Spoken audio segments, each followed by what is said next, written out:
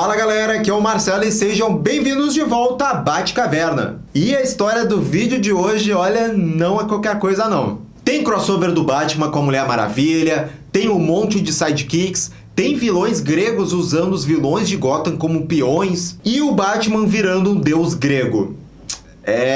Isso aconteceu.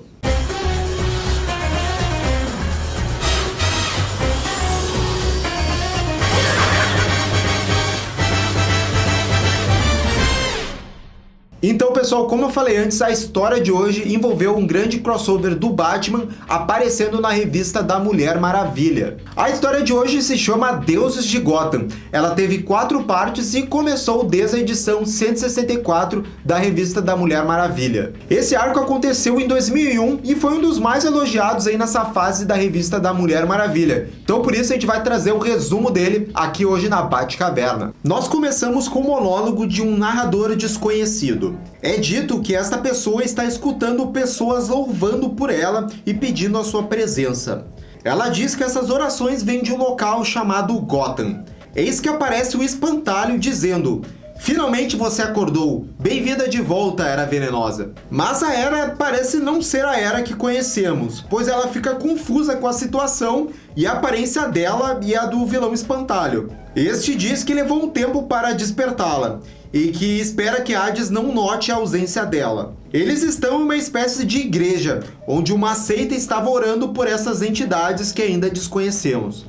E a Arlequina também está lá. Ela não entende nadinha mesmo do que está acontecendo. Também é revelado que outro vilão do Batman está agindo de forma estranha, e é o Coringa. Este fala que roubou um presente da irmã deles, e que ele permitirá reclamar a terra em nome do pai deles. Gente, tá confusa essa história, hein? Dali vamos para a ilha de Temíscara, onde estão Diana e Artemis. E lá, uma sacerdotisa avisa que detectou forças do Olimpo sendo invocadas em um local chamado Gotham. Diana comenta como Batman é receoso em relação a outros heróis em sua cidade, mas tendo em vista esse tipo de ameaça, a Amazona terá de intervir, querendo ele ou não. Falando nele, o herói já estava de olho nesta seita junto com a Caçadora. Ela informa que estes seguidores estão lá há semanas. Neste instante, o criminoso Max Zeus informa que ele teve contato com os deuses gregos, e eles trarão esperança e poder a todos. Ele então apresenta a Era Venenosa, que agora podemos ver em todo o seu esplendor visual Cavaleiros do Zodíaco. E falando de mitologia grega, como depois a Era oferece maçãs mágicas para os seguidores,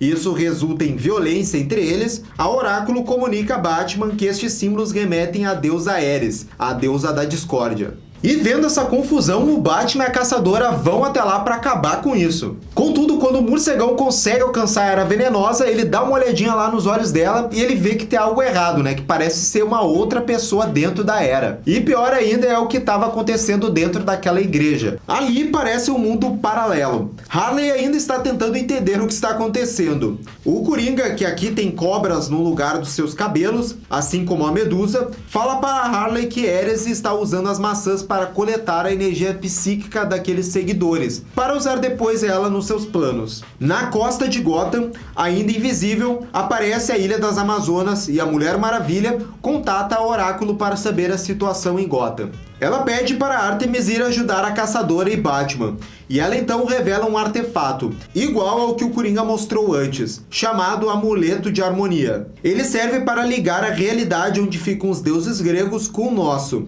Ela se despede de Artemis e entra num portal. Lá dentro, Diana encontra a Era e o Espantalho, mas a Amazona já os vê como suas verdadeiras identidades: Ares, a deusa da discórdia, e Phobos, o deus do medo. Ela grita que estes deuses tinham sido derrotados, mas eles explicam que seu irmão os tirou do Tártaro. Como não podemos deixar essa história mais maluca, esses dois deuses summonam uma quimera para lutar com a Amazona. Ares fala que essa luta irá encher ainda mais a sua maçã dourada, mas ela não contava com a astúcia de Diana e seu laço da verdade que acalmam a besta. O Batman chega ali para o espanto de Ares, que diz que ele é só um homem. Mas ela não sabe que ele é o Batman. O herói está ciente que não está enfrentando uma ameaça comum, até porque depois depois ele toma uma ruim desses deuses. É então que a entidade que está no Coringa se revela. É Deimos, o deus do terror. E nada mais apropriado que isso. Usando as suas serpentes, ele mobiliza os dois heróis e fala que os três são filhos de Ares, o deus da guerra. Juntos, eles irão trazer a devastação da Terra. E esse deus grego que tá dentro do Coringa tá mega feliz, porque aí ele vai poder eliminar então dois grandes alvos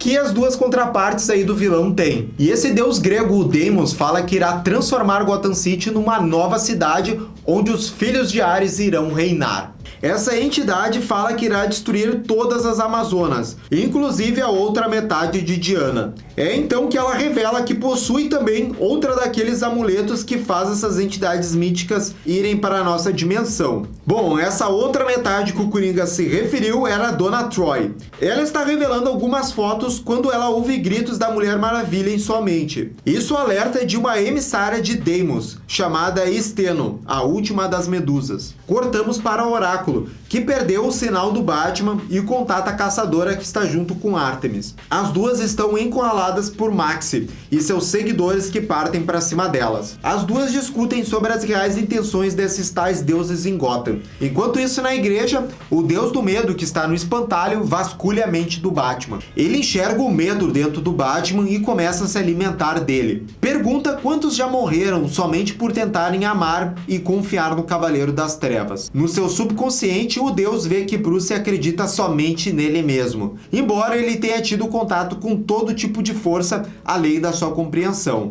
Mesmo com um deus investigando a sua mente, o Batman fala: sei que você não passa de mais um psicopata e um lamentável, por sinal. Vendo isso, a Diana fala com o Coringa e diz que eles jamais conseguirão derrotar os dois. O vilão responde que o veneno de suas cobras irá transformar Diana em algo que ela nunca esperava. A Amazona pergunta o que Ares irá fazer quando descobrir o plano dos três, já que havia um pacto que deuses não poderiam interferir com o destino da humanidade. Deimos desconversa e ordena que Ares use os poderes da Era para dar um fim na Arlequina, que ainda estava atazanando os deuses gregos. E pessoal, só antes de eu continuar essa mega história envolvendo deuses gregos e vilões de Gotham, não deixe de dar aquele joinha nesse vídeo, assinar o sininho de notificação para ficar sabendo quando a gente liberar novos vídeos. E claro, compartilhar esse vídeo, o canal Batcaverna, com seus amigos aí que gostam de quadrinhos, gostam de Batman, que vai nos ajudar bastante. Valeu! E aí, nessa situação de aperto, a Mulher Maravilha tem uma boa sacada. Ela levanta um ponto bem interessante para os outros deuses, né? Que quem sabe a Ares, ela não deve ser confiada, já que ela é deusa da discórdia. Então a Mulher Maravilha começa a soltar um veneninho aí nos ouvidos, né, dos irmãos deuses da Ares, dizendo que ela deve ter algum plano aí para passar a perna nos seus irmãos. O Batman também começa a meter uma pilha errada no Phobos, que começa a discutir com a Ares. Isso distrai também o Deimos. Nesse momento, a Diana aproveita a desatenção dos deuses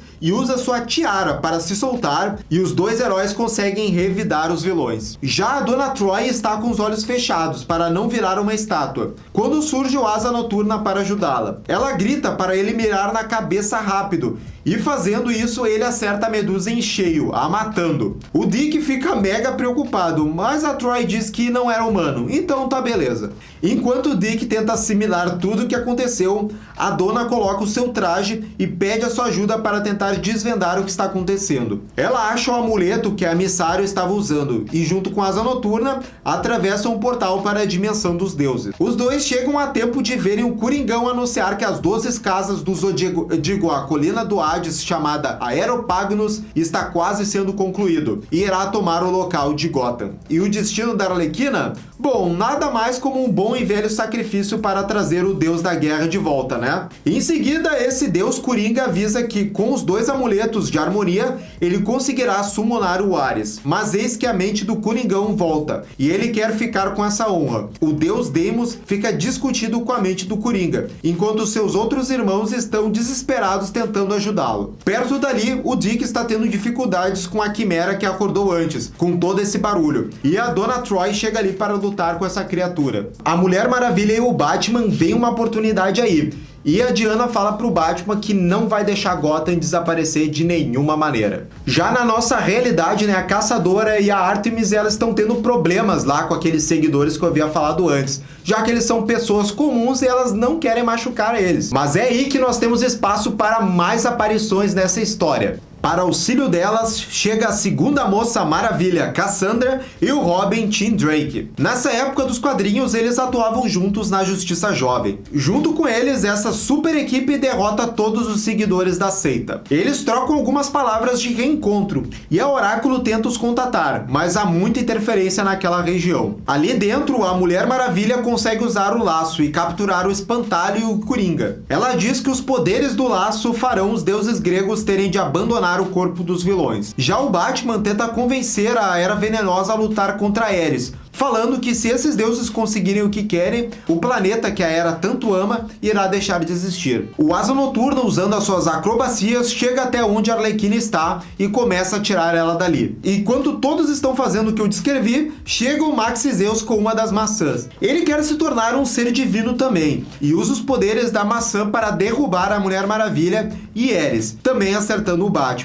Assim, os dois amuletos se juntam e abrem um portal para trazer Ares. Durante isso, o deus do medo, Phobos, vendo que o Batman estava distraído e também impressionado com o que vira na sua mente antes, sai do corpo do Espantalho para o do Morcegão, o transformando no que a Mulher Maravilha descreve como o definitivo deus do medo. E do lado de fora da igreja pode-se ver que toda a estrutura ali, toda a composição dela está mudando para aqueles templos gregos, mostrando que Gotham City está aos poucos sendo tomada pelo poder desses deuses gregos. E naquela dimensão dentro da igreja agora está todo mundo reunido que apareceu nessa história, tá lá dentro. Esse novo deus definitivo do medo, Batman, fala para a Mulher Maravilha que nem não a Era Venenosa, a Era das Amazonas, poderá ajudá-la agora. O Coringa, que ainda está com Deimos no seu corpo, fica maravilhado com essa nova forma do Batman. O deus Batman então apresenta o gigantesco Ares, deus da guerra, que foi invocado ali. Os seguidores que estavam fora da igreja foram até ali para observar Ares e o Batman exalta isso para o deus da guerra. Ares não fica tão impressionado e pede aos seus outros filhos que presentes tem para ele. O deus do medo então mostra a maçã da discórdia de Ares para ele, que estava cheia dos medos dos seguidores de antes. Sussurrando, o Coringa fala para Diana que Ares envenenou a maçã. A heroína se desespera,